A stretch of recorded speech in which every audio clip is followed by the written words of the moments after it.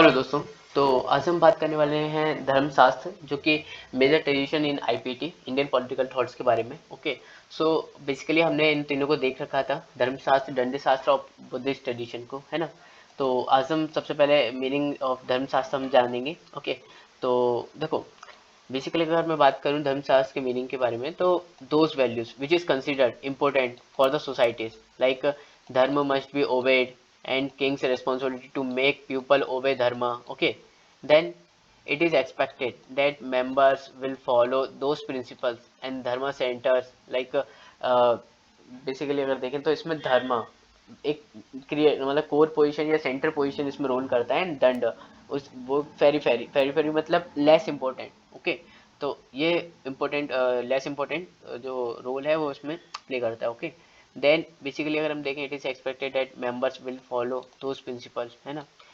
और अगर हम बात करें इसमें, तो past post of Indian way life, इसके बारे में, तो दंड शास्त्र यहाँ पे अगर हम देखें तो ये भी धर्मशास्त्र की तरीके से ही है। बट देखो, इसमें क्या होता है कि धर्म दंड को सेंटर पोजीशन दिया जाता है और धर्मा को periphery. Okay, then western tradition को अगर हम देखें तो king can do no wrong. Okay, means above morality, Filmer's in his pamphlet. Okay, pamphlet में उन्होंने इसके बारे में बात करा। Indian traditions, king is also bound by the raj dharma, like king is also bounded by morality. Okay, then अगर हम बात करें दंड शास्त्र के बारे में, तो दंड शास्त्र मतलब पनिशमेंट इफ़ वायलेशन ऑफ धर्मा अगर हम देखें तो पनिशमेंट दी जाती है। लेकिन किंग को ये सारी चीज़ें देखनी पड़ती है ना, वो भी मोरलिटी मतलब मोरलिटी के अगेंस्ट जाके नहीं कर सकता कुछ भी। ओके, इंडियन पॉलिटिकल थॉट्स में वेस्टर्न में वो मोरलिटी के ऊपर है। बट देखो, वेस्टर्न ट्रेडिशन में अगर हम देखें तो आइडियलिस्ट ट्रेडिशन है एंड रियलिस्ट ट्रेडिशन है। आइडियलिस्ट में जैसे प्लेटो, हमने एरिस्टोटल पढ़ रखा हुआ है, तो अगर आपने नहीं पढ़ा रखा तो आप एक बार प्रीवियस वीडियो देख सकते हैं स्टार्टिंग से। देन देखो, यहाँ पे ना पॉलिटिक्स एंड एथिक्स को सेम माना गया है, और गांधीयन से भी इनके जो थॉट्स हैं वो काफ़ी मिलते जुलते हैं। यहाँ पे बोला गया है, देखो, goal should be achieved by good way. Okay, मतलब बैड वे से अगर करोगे तो उसका रिजल्ट भी बैड होगा।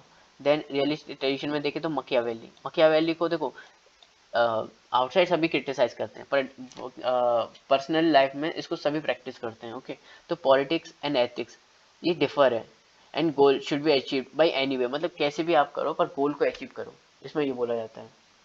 देन origin of state, जैसे by IPT, जैसे there was an anarchy condition prevailing, people requested God to ensure peace and anarchy. Okay, God sent king to end anarchy.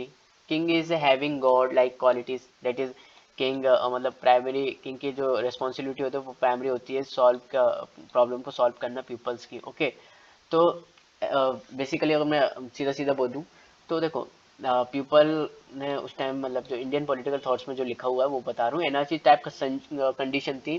ठीक है, उस टाइम पे पीपल रिक्वेस्ट किया God को to ensure piece, मतलब piece हो और ये एनआरसी टाइप सिचुएशन है ना वो ख़त्म हो, तो गॉड ने सेंड किया किंग को। ठीक है ना, इस सारी एनआरसी सिचुएशन को ख़त्म करने के लिए और पीस को इस्टेब्लिश करने के लिए।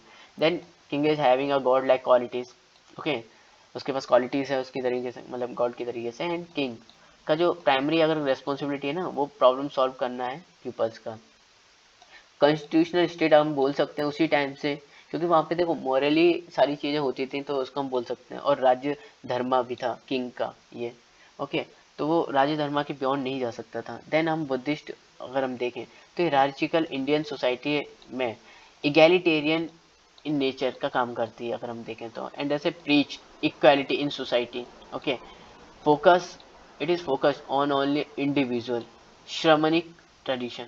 ठीक है, इसलिए कहा जाता है रिनाउंसिएशन ऑफ वर्ल्डली थिंग, मतलब रिनाउंसिएशन अगर हम एग्जांपल है तो जो मोह माया या वगैरह ये सारी चीज़ों से ना रिनाउंस मतलब अलग हट जाना। बहुत से आपने एग्जांपल लिए होंगे, गुजरात का एक जैन कोई था। ओके, तो एक बिलियनियर। ओके, तो उनका लड़का ने भी जो दीक्षा ली। ओके, जैन में दीक्षा बोला जाता है। ओके, देन बुद्धिज्म में भी जो हम देखें तो आई थिंक मलेशिया में कोई एक बिलियनियर था, उसने भी उसके लड़के ने भी ऐसा किया। तो एक टाइम के बाद ना अगर हम देखें तो इस चीज़ से हट जाते हैं, यही होती है spiritual. Then Hindu tradition Buddhist tradition में अगर हम देखें तो हिंदू ट्रेडिशन में अगर हम फॉरेन पॉलिसी अगर हम देखें तो रियलिस्ट अप्रोच है, okay, while dealing with others, okay.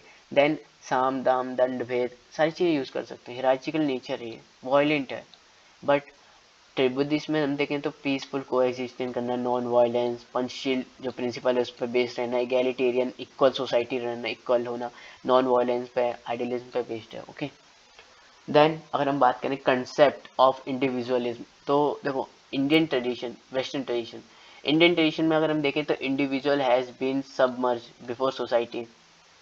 Then Western tradition, individual and society are different, possessive individual, okay. Then rights and duties are together, like a hierarchy system, okay. Then rights duties are different, and here egalitarian system, okay, egalitarian system होता है। सो अगर हम बात करें धर्मशास्त्र and दंडशास्त्र, introduction of धर्मशास्त्र in the Indian context, politics and morality were not separated or different. It is the amount of focus or differences of degree which was given to dharma or danda. In the Indian context, these two are the prominent tradition, and dharma shastra and danda shastra. Then, according to Bhikkhu Parikh, Dharma Shastra and Danda Shastra tradition have difference of degrees than of kind. And according to Bhikkhu Parikh, in the Indian context, concept of Dharma Shastra and Danda Shastra are always present together, whether it is a Dharma Shastra or it is Danda Shastra. The difference was the degree, in the sense of that Dharma Shastra and Danda is at a periphery and Dharma is at center, whereas the Danda Shastra, Dharma is at periphery and Danda is at center, okay. तो basically इसमें दोनों opposite है, upon, but same theory. If we compare the Indian tradition with the Western tradition, then we can see that Western tradition differs in the qualitative terms. In fact, realist tradition in the modern age differ from the idealist tradition of ancient Greece age, because in the idealist tradition politics and ethics are present together, whereas in the realist tradition politics and ethics are completely separated, okay. Then so we cannot simply put Indian tradition in the category of Western tradition. Even the so-called realist tradition of India never loses sight of ethics. It is just a matter of degree, and this is the reason that many scholars believe that instead of comparing Machiavelli with Kautilya, we should compare Kautilya with Aristotle. Okay, then Indian tradition shows essential continuity. If we take the work of Manu and Manusmriti and Kautilya in area of politics, we see similar types of concept with respect to origin of states, its nature, function, principle of taxation, object of states, and foreign policy of the state. So there are a lot of similarities between the different Indian tradition, and different differences between different tradition are superficial. Then uh, in India tradition, we find the theory of origin of states. In India tradition, the state emerged when the people wanted to change their situation because of an anarchical situation condition prevailing, and they requested to God, and God in turn created the institution of kingship. And king had been a divine personality because God had given some virtues to the king, and however king never had divine rights like a Western tradition, but king was always bound by dharma, and king was always under dharma, okay. Then thus we can see that from the beginning of India adopted the concept of constitutional state.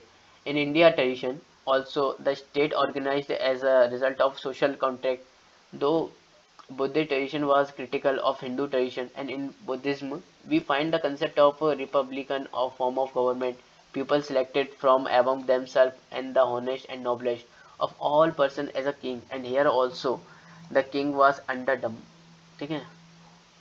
Then comparison between Hindu tradition and Buddhist tradition.